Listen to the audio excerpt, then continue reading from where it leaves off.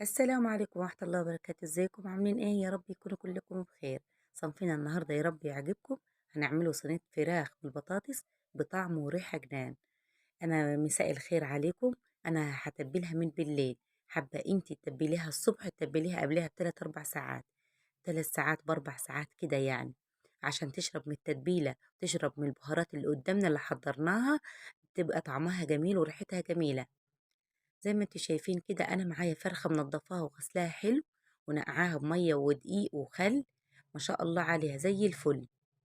انا معايا هنا ورق لورا، ومعايا زي يعني ايه عودين كده، البهارات الجميلة كلها في البيت، ومعايا معلقة كمون، معلقة فلفل، معلقة كزبرة، معايا ليمونة مقطعاها وشايلة البذر عشان متمررش معانا، ومعايا هنا توم وملح، معايا بصل، معايا فلفلة.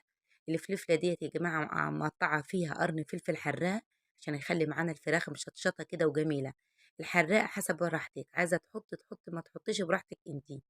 معايا طماطم، ومعايا بصل كمان محضرة يا جماعة زي ما انتم شايفين كده ما شاء الله.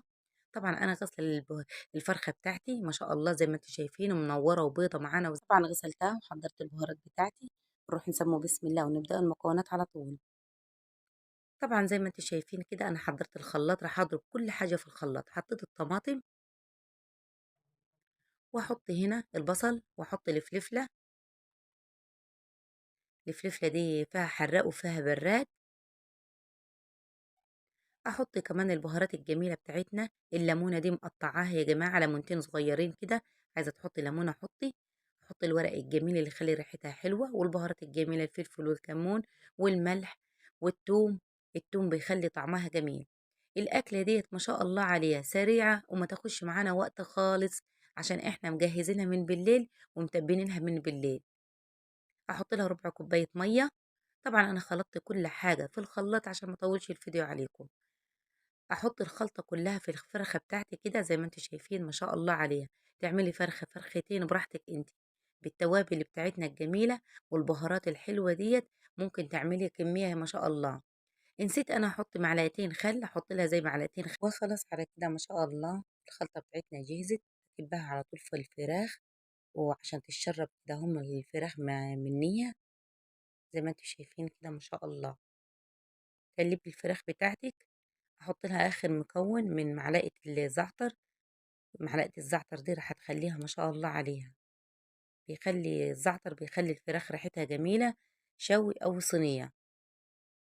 أقلب كل حاجة كده مع بعضها واخلطها زي ما انتوا شايفين، والتوابل أحطها بين الجلد عشان تشرب كده، واسيبها في التوابل بتاعتها من بالليل. على كده الفراخ بتاعتنا جهزت وقعدت في التوابل من بالليل. بيتها في الخلطة الجميلة اللي أنا عملتها زي ما انتوا شايفين كده ما شاء الله. عايزة تعمليها الصبح تعمليها الصبح بدري، وتسيبيها مدة ساعات كده اهو في الخلطة الجميلة دي. كل ما يكون تشرب من الخلطة الجميلة اللي عملناها كل ما تبقى أحلى. أنا جهزت البطاطس وجهزت الطماطم والفلفلة، كله مقطعاه شرايح كده. الخضرة الجميلة ديت يا جماعة بتاعت البطاطس، البصل بيخلي البطاطس معانا جميلة جدا. انا حطيت الفلفله وحطيت الطماطم، حط معلقه صغيره خالص من الملح ومعلقه صغيره من الكمون، ما تحتاجش اكتر من كده. الخلطه اللي احنا عملناها كلها بهارات ما شاء الله. الخلطه اللي احنا عملناها في الفراخ كل حاجه هتنزل في الصوص بتاع الفراخ، والبهارات بتاعت الفراخ ما شاء الله هتنزل في البطاطس وهتشرب منها البطاطس. ما نكترش خالص يعني بهارات ولا حاجات كتير في البطاطس، عشان احنا متبلين الفراخ تتبيله حلوه. اخلط كل حاجة مع بعضها كده، واعصرها بايدي عشان تنزل كل السوائل بتاعت الطماطم وبتاعت البصل زي ما انتوا شايفين كده ما شاء الله. وافكك البصل كده اهو بايدي عشان اجيب البطاطس واحطها على طول على كده في الصينية. وخلاص على كده حطينا البطاطس بتاعتنا في الخلطة الجميلة اللي انا عملتها. اجيب الفراخ، بس اول حاجة اسويها كده، تسويها سواية حلوة كده عشان تبقى ما شاء الله معاك الصينية من السواية، وعشان الصينية كمان تكفي الفرخة زي ما انتوا شايفين كده ما شاء الله. اجيب الفرخة واحطها على طول. طبعا احنا رصينا الفراخ بتاعتنا زي ما انت شايفة كده ما شاء الله. ترصيها رصة جميلة فوق البطاطس. احنا طبعا مش محتاجين نحط لها مية يا جماعة، كل الخلطة ديت ما شاء الله، والفرخة هتنزل ميتها دلوقتي، ما تحتاجيش تحط لها مية خالص.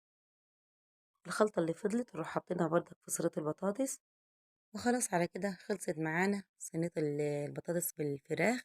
ناخدوها على طول على كده، نحطوها على البوتاجاز، بس احط لها معلقة سمنة. عايزة تحط لها معلقتين زيت حط لها براحتك انتي. خدها على طول وتغطيها حلو وتحطها على البوتاجاز. ما شاء الله عليها اهي يا جماعة بتستوى معانا. شايفين المية والصوص اللي نزلتها قد ايه، منحتاجوش نحط لها مية خالص.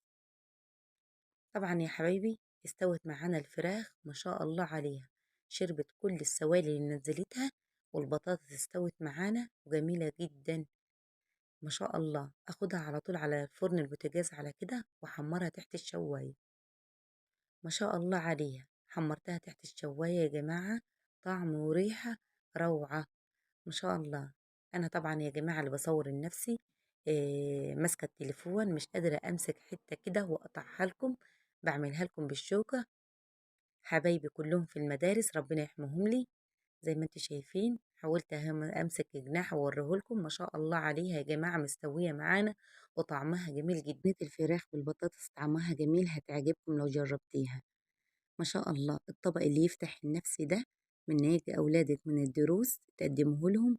ما شاء الله بطاطس وشعرية وفراخ، طعمه جميل جدا، غدا جميل جدا يا جماعة. ما ياخدش معانا دقايق ولا ثواني تعملي أحلى غدا، صينية فراخ بالبطاطس. يا رب يكون عجبكم الصنف بتاعنا. لو عجبك الفيديو ما تنسينيش في اللايك والاشتراك، ودوسي على زر الجرس عشان يوصلك كل جديد. واشوفكم في فيديو تاني بإذن الله.